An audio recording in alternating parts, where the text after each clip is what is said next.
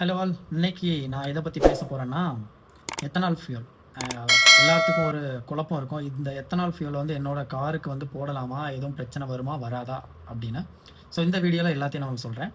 எல்லாரும் ஒரு பெரிய கொஸ்டின் இருக்கும், யாரா இதை கேட்டால் இப்போ அப்படின்னு.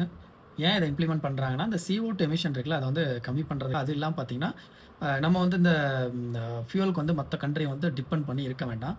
ஸோ அதுவும் ஒரு important reason. So first ethanol எப்படி எடுக்கிறாங்க அப்படின்றத ஒரு சின்னதாக சொல்லி முடிச்சிடுறேன். அந்த எத்தனால் வந்து பார்த்தீங்கன்னா, சுகர் ரிச் எந்த இதெல்லாம் இருக்கோ அதுலேருந்து எடுக்கலாம். நம்ம சுகர் கேன், அப்புறம் வந்து பார்த்தீங்கன்னா ஸ்டார்ச் ரிச் கண்டென்ட், வீட், கார்ன், ஸோ இதில் இருந்தெல்லாம் கூட எடுக்கலாம். ஸோ அந்த எத்தனால் ஃபியூல் பார்த்தீங்கன்னா E5, E10, E20. அந்த என்னடா 5, 10, 20ன்னு பார்த்தீங்கன்னா, ஃபார் எக்ஸாம்பிள் 1 லிட்டர் வந்து பெட்ரோல் இருக்குது, அதில் வந்து 20% பார்த்தீங்கன்னா எத்தனால் தான் இருக்கும். ஸோ அதான் E20.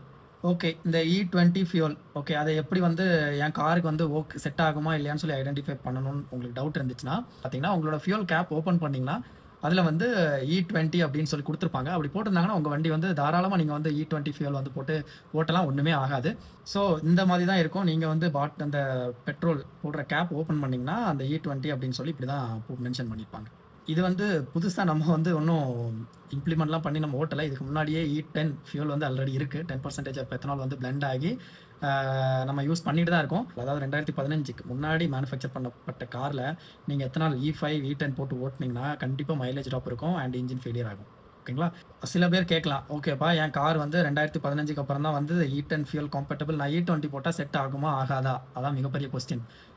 நீங்கள் வந்து ஒரு 1 hour டைம் எப்போவாவது ஏதாவது போட்டிங்கன்னா பிரச்சனை இல்லை. நீங்கள் வந்து கண்டினியூஸாக அதை நீங்கள் போட ஆரம்பிச்சிங்கன்னா என்ன ஆகும்னா, அந்த எத்தனாலோட இதே பார்த்தீங்கன்னா மாய்ஸ்சர் வந்து அப்சர்வ் பண்ணும். அப்போ என்ன ஆகும்னு பார்த்தீங்கன்னா, உங்களோட அந்த இன்ஜினில் இருக்க பார்ட்ஸ்லாம் வந்து கரோஷன் ஆக நிறையவே வாய்ப்பு இருக்குது அண்ட் நிறைய வியர் ஆகும்.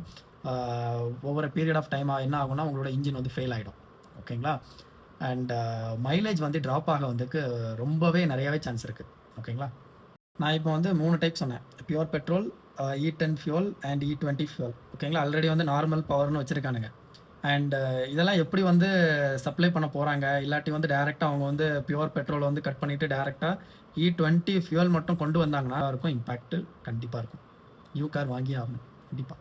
அந்த வீடியோ உங்களுக்கு யூஸ்ஃபுல்லாக இருந்துச்சுன்னா மறக்காமல் ஒரு லைக் தட்டி விடுங்க அண்ட் என்னோட சேனலை சப்ஸ்கிரைப் பண்ணி சப்போர்ட் பண்ணுங்கள். நன்றி.